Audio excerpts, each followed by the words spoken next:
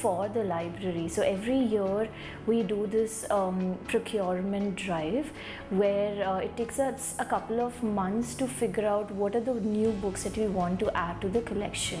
The starting place for that is inviting suggestions from the children or the audience of the library itself. So we encourage children to tell us what are the kind of books they like reading and would like to have more of, and also try to understand that which are these books which are not in the collection right now, but they would like to have it. So for example, last year we had a lot of requests to add books on Indian mythology, which is what we kind of went about procuring this year. So once we have that broad idea that okay, these are the gaps or these are the requests that are there for the library, then we reach out to our partner publishers and to local bookstores that we're partnering with, and we go through the kind of offerings that they have, make the selections, procure these books. All of these books are then shipped to our office where we kind of catalog them, and then they're shelved in Spiti. However, when it's about selecting a book for a child who is coming to the library, as a library educator, the very first thing that I do is just let the child be for a while. You know, a lot of it is about observing the child and then kind of figuring out what kind of interaction would the child be most comfortable with. So for example, if I see a quiet child who's walking into the library, I try not to overwhelm them by asking too many questions or by trying to talk to them. I just try to let them be, and when I feel like they're slightly more settled in the space, then I might start like a small conversation with them to see, to get a sense of what kind of books that they might like. If there's a child who is like more kind of energetic and coming to the library, sometimes children will come and want to browse the books themselves, so we let them do that as well. When I'm reading out something to a group of children, then I select those books which have personally moved me. So I feel like children are very intuitive like that, so they're able to tell if you're actually recommending something or reading out something that you have truly enjoyed or not, and I feel like that kind of rubs off on the entire interaction. So typically when I'm trying to read a book to a group of children, I pick up something that I like, but obviously it's also about whether it's meant for that age group or not, and just like an experience or like an understanding of whether the group might enjoy it or not.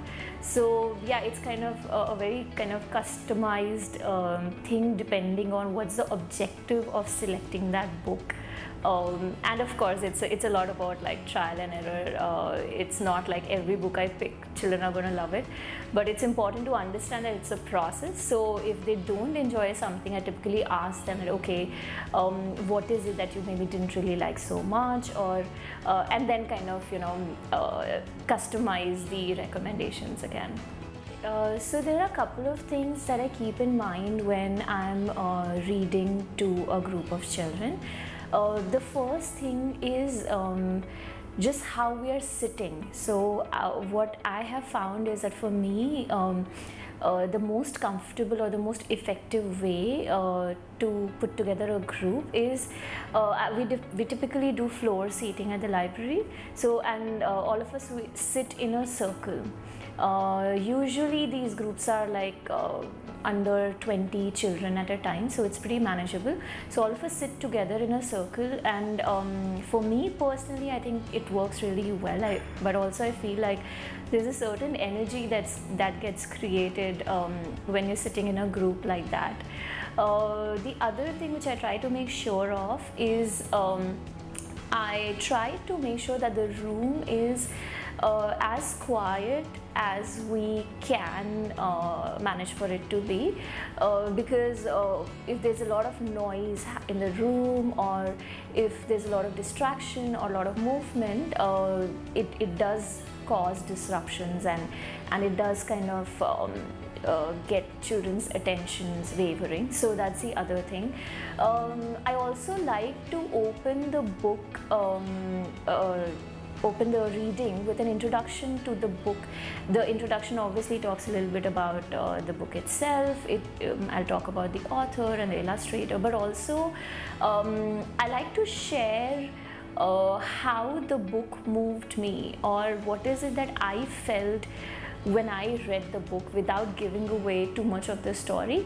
I feel like it just kind of creates that personal connect with the reader, with the listener, because then they know that this is something that has kind of moved you, and so I feel like it becomes like a more of a personal sort of an interaction. So while there's this entire sort of an obvious understanding that library is a place where you can learn how to read, where you can get exposed to different perspectives through books, where you learn a lot, but the way I see a library space is also as like a safe space for children, like, and not just like a physically safe space, but an emotionally safe space for children, where a child feels like it's okay if I don't want to read, but it's a space where I can just go and sit in, or if I'm having a bad day, there'll be somebody there who's going to make me feel like you know, I'm in a place where I don't have to be worried about how to conduct myself, or I don't have to be in the best of shape on that particular day to go to the library. If I want, I can just go sit in a corner. So that is why I think like the library space is important for children. It is about books, but it is also about so much more than that. I've had children dropping in who just would sit down, and at some point in time they want to talk to you about the day, you know. At some times, like, they just come and lie down. You know, I've had children who just lie on the floor and be like daydreaming.